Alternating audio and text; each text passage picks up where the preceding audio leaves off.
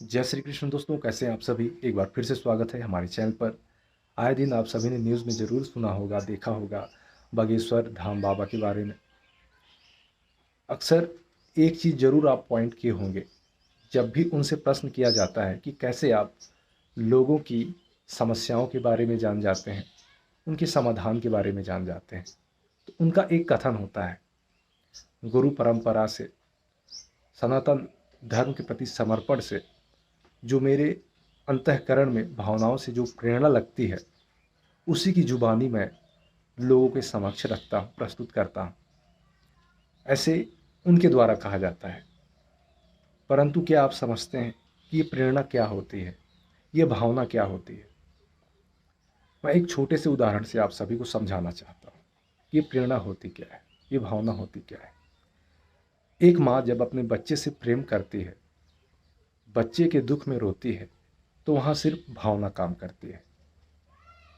जी हाँ, उसे भावना कहते हैं।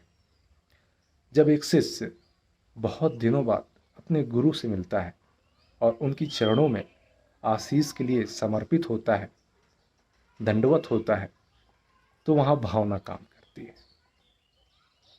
या फिर कहें, हमें चोरी करना चाहिए या फिर नहीं करना चाहिए।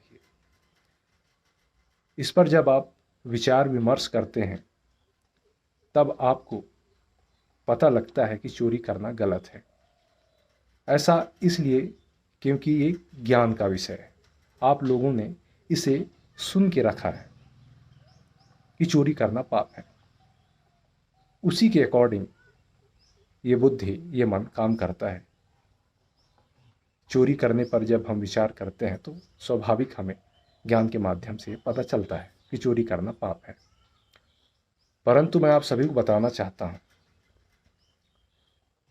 जब आप किसी समस्या को देखते हैं, मान लीजिए किसी की समस्या ऐसी है जो लगभग 10 साल से है, उसका समाधान आपको चाहिए, तब की स्थिति में जब आप आंख बंद करते हैं, तब तो वो प्रेरणा आपको नहीं मिलने वाली।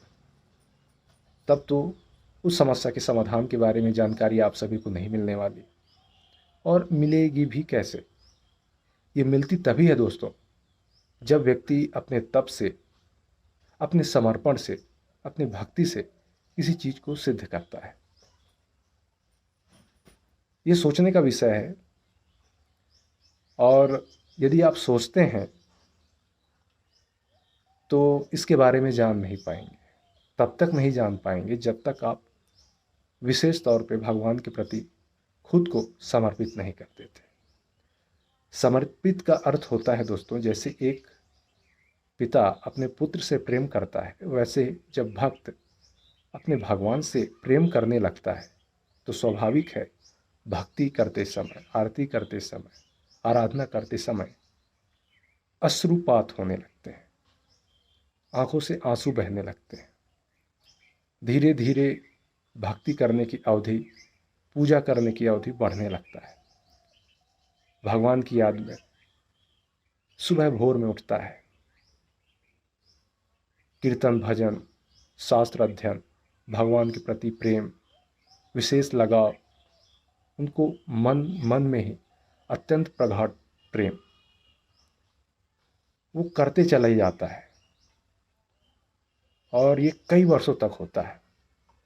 तब विशेष तौर से हृदय में भगवान विद्यमान है, उनकी प्रेरणा लगती है, उनकी भावना हमारे मन में आती है, और जो भावना मन में आती है उसे हम अपने मुख से प्रकट करते हैं, और वही चीज़ें सच हो जाती हैं।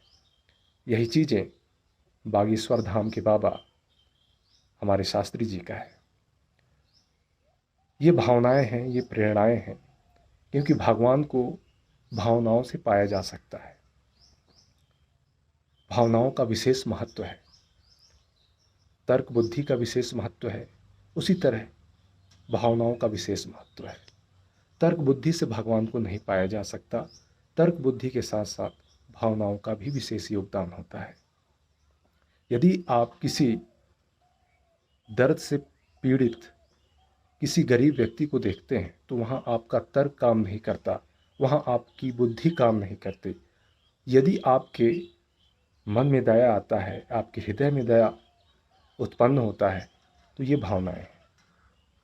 भावनाओं से ईश्वर को प्राप्त किया जा सकता है, भावनाओं से ही आंखों से आंसू निकलते हैं।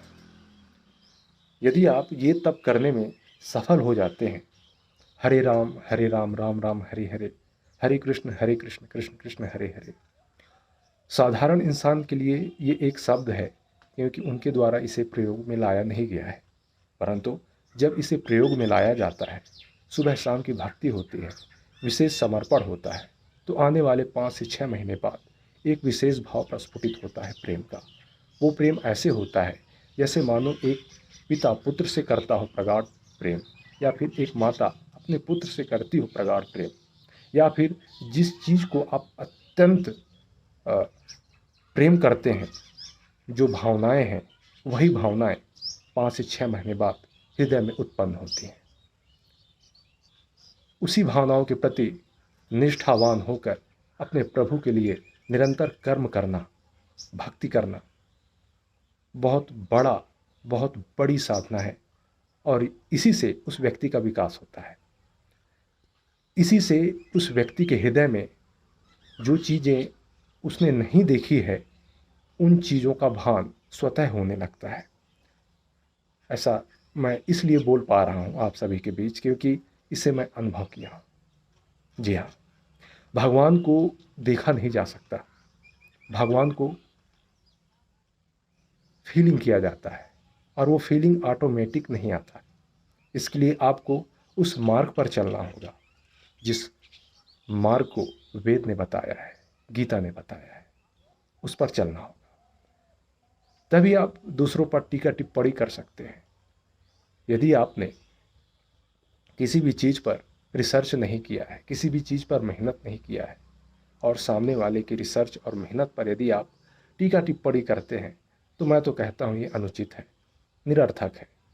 क्योंकि उस चीज़ पर टिप्पणी करने से पहले आपको स्वयं उस मार्ग पर चलना होगा, उसे देखना होगा कि वास्तव में ऐसा है या फिर नहीं। तो दोस्तों, मैंने भावना वाली चीज़ आप सभी को बताया। भावना से ही भगवान को पाया जा सकता है, भावनाओं से ही लोगों के दुख में रोया जा सकता है, भावनाओं से ही घृणा लगती है कि उनकी समस्याओं का समाधान क्या हो सकता है। तो मुझे आशा है दोस्तों कि आप सभी को मेरी ये बात ज़रूर समझ में आई होगी। फिर मिलते हैं नेक्स्ट ब्लॉग में। यदि ये वीडियो आप सभी को पसंद आया हो तो ज़रूर लाइक करें, शेयर करें, और चैनल को सब्सक्राइब करके बेल आइकन को ज़रूर प्रेस करें, ताकि ऐसी जानकारी आप सभी को मिलती रहे। जय श्री कृष्ण, नमस्कार।